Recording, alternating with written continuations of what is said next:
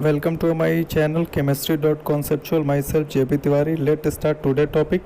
Today topic is change of state of matter. आज हम बात करेंगे मैटर स्टेट कैसे चेंज करता है। मैटर स्टेट चेंज करने के लिए दो इफेक्ट हमारे पास वर्क करते हैं, दो कारण काम करते हैं। पहला है टेम्परेचर का, दूसरा है प्रेशर का।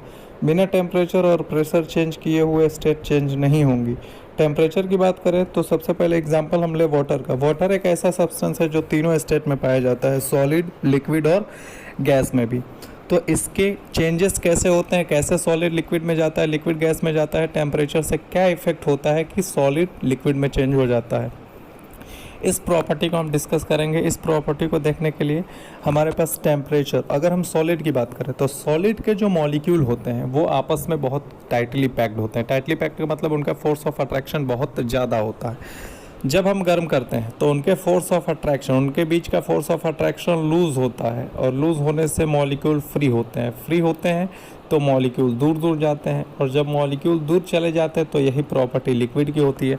अगर इसको डेफिनेशन के तौर पे हम पढ़ें तो डेफिनेशन क्या है, the energy supplied by the heat overcome the force of attraction between the particles. इसका मतलब क्या है कि पार्टिकल के बीच में जो अट्रैक्शन होता है हीट देने से वो अट्रैक्शन लूज़ हो जाता है, और लूज़ होने से वो मॉलिक्यूल दूर दूर हो जाता है। जैसे कि आप डायग्राम में देख पा रहे हैं, पहले सॉलिड बना हुआ है, सॉलिड में कम मॉलिक्यूल पास पास हैं, लिक्विड में मॉलिक्यूल थोड़े से दूर हो गए हैं।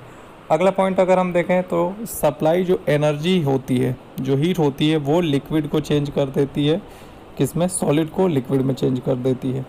इसकी डेफिनेशन क्या है, due to this supplied energy solid changes into liquid and liquid state changes into gaseous state.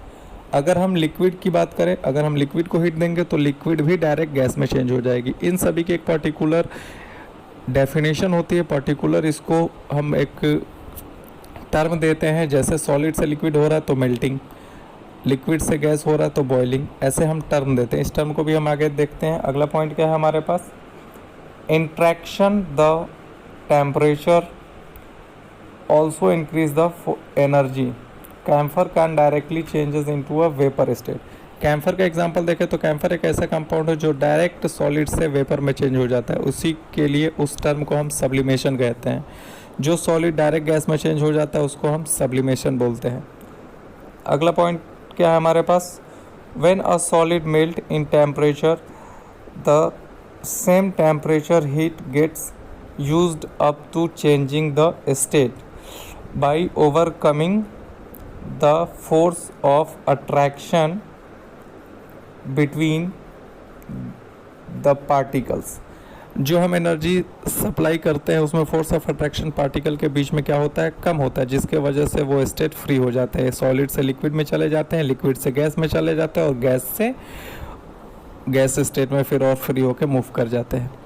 अगला हमारा सम इम्पॉर्टेंट पॉइंट्स है जो कि आपको याद रख ले होंगे, इम्पॉर्टेंट टर्म्स है। पहला टर्म्स क्या है देखेंगे हम इसको, तो पहला है टर्म मेल्टिंग पॉइंट। अब मेल्टिंग पॉइंट क्या होता है, जब हमारा सॉलिड लिक्विड में जाता है, तो सॉलिड लिक्विड में जाता है उसके लिए एटमॉस्फेरिक प्रेशर यानी प्रेशर हमेशा कांस्टेंट होगा। तो इसकी डेफिनेशन क्या हमारे पास बनती है, the temperature at which a solid melt to become a liquid at a atmospheric pressure. Atmospheric pressure constant होना चाहिए हमेशा।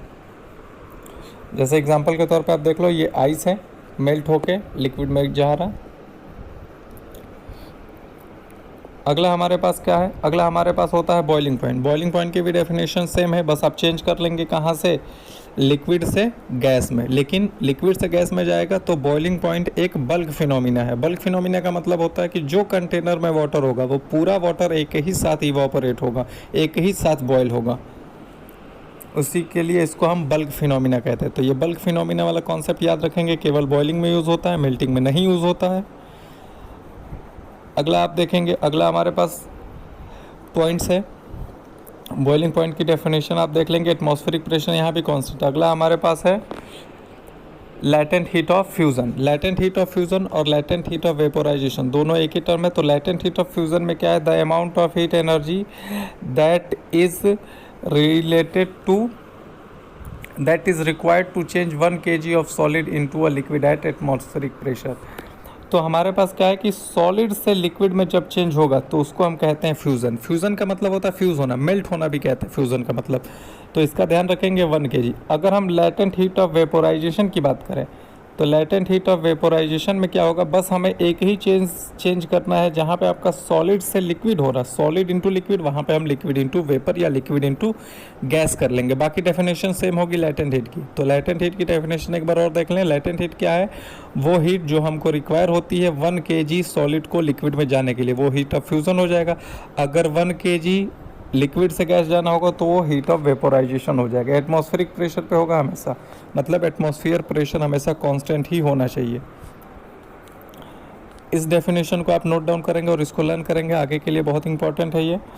लेटेंट हीट ऑफ फ्यूज़न और लेटेंट हीट ऑफ वेपोराइजेशन दोनों ही बहुत इंपॉर्टेंट है।